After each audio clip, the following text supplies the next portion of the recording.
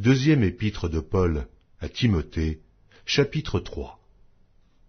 Sache que dans les derniers jours, il y aura des temps difficiles, car les hommes seront égoïstes, amis de l'argent, fanfarons, hautains, blasphémateurs, rebelles à leurs parents, ingrats, irreligieux, insensibles, déloyaux, calomniateurs, intempérants, cruels, ennemis des gens de bien, traîtres, emportés, enflés d'orgueil, aimant le plaisir plus que Dieu, ayant l'apparence de la piété, mais reniant ce qui en fait la force.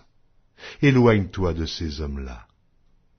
Il en est parmi eux qui s'introduisent dans les maisons et qui captivent des femmes d'un esprit faible et borné, chargées de péché, agitées par des passions de toute espèce, apprenant toujours et ne pouvant jamais arriver à la connaissance de la vérité. De même que Janès et Jambres s'opposèrent à Moïse, de même ces hommes s'opposent à la vérité, étant corrompus d'entendement, réprouvés en ce qui concerne la foi.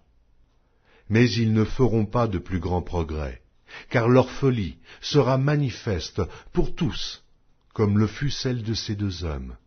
Pour toi, tu as suivi de près mon enseignement, ma conduite, mes résolutions, ma foi, ma douceur, ma charité, ma constance, mes persécutions, mes souffrances.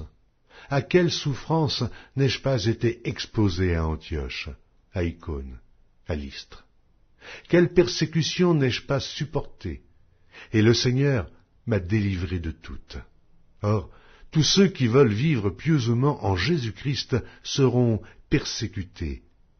Mais les hommes méchants et imposteurs avanceront toujours plus dans le mal, égarant les autres et égarés eux-mêmes. Toi, demeure dans les choses que tu as apprises et reconnues certaines, sachant que tu les as apprises dès ton enfance. Tu connais les saintes lettres, qui peuvent te rendre sage à salut par la foi en Jésus-Christ.